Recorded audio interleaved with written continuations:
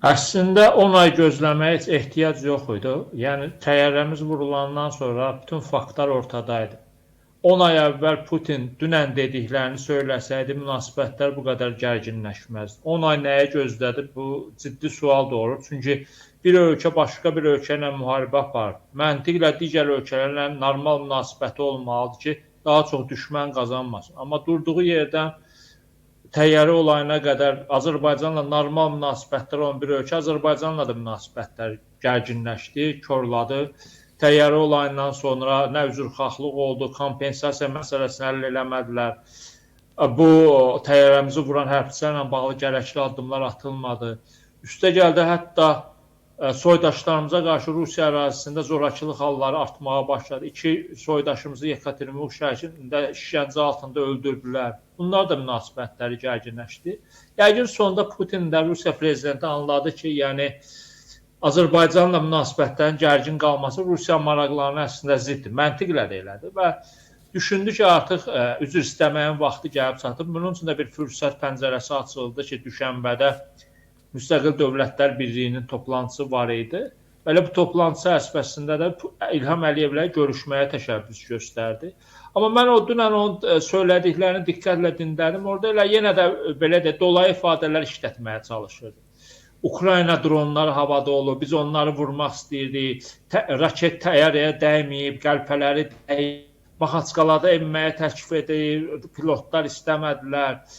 Yəni, belə də dolayı fikirlər, amma yenə də deməsi ki, kompensasiya ödəyəcək, bu artıq məsuliyyətin artıq Rusiya üzərində olduğunu etirafı idi. Asta səslə də biraz üzrxahlığını da dilə gətirdi.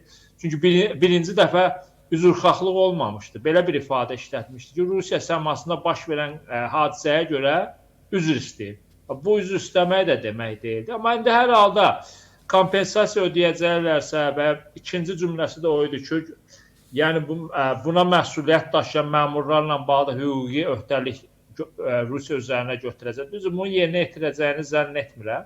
Amma nə isə, Azərbaycan Rusiya ilə münasibətlərin gərginləşməsində maraqlı deyil. Biz qonşu ölkələrlə normal münasibətlərin tərəfdarıyıq ki, iqtisadi ticarət əlaqələr inkişaf etsin. İndi gözləyəcəyik, görək bundan sonra nə olacaq.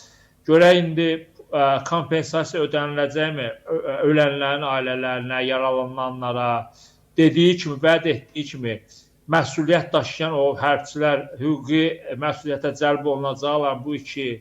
Digər tərəfdən Putin öz məmurlarına onu da tapşırmalıdır ki, nəhayət ki, Rusiyada Azərbaycanlılara qarşı zorakı hallara son verilsin.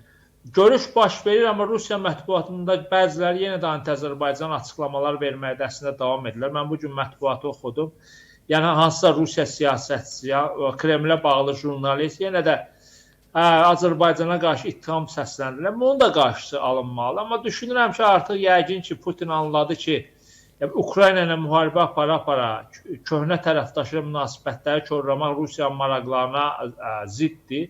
Yəni, dünən dediyini 10 ay əvvəl də əslində deyə bilərdi. Düzdür, dünən belə bir ifadə də işlətdi ki, güya İlham Əliyevlə görüşdən bir neçə dəqiqə, bir neçə saat əvvəl Moskva ilə əlaqə saxlayıb, o təyyarə olaraq yeni detalları öyrənib. Halbuki bu detallar həmin dəqiqədə, həmin saatda bəlli idi. Ortada bütün faktlar var. Amma nə isə bütün bunlar arxada qaldı. İndi biz gözləyirik ki, münasibətlər gərginlik nöqtəsindən çıxacaq, amma bütün hallarda bu Rusiyadır. Söhbət Rusiyadan gedirsə, hər zaman ehtiyatlı olmalıyıq.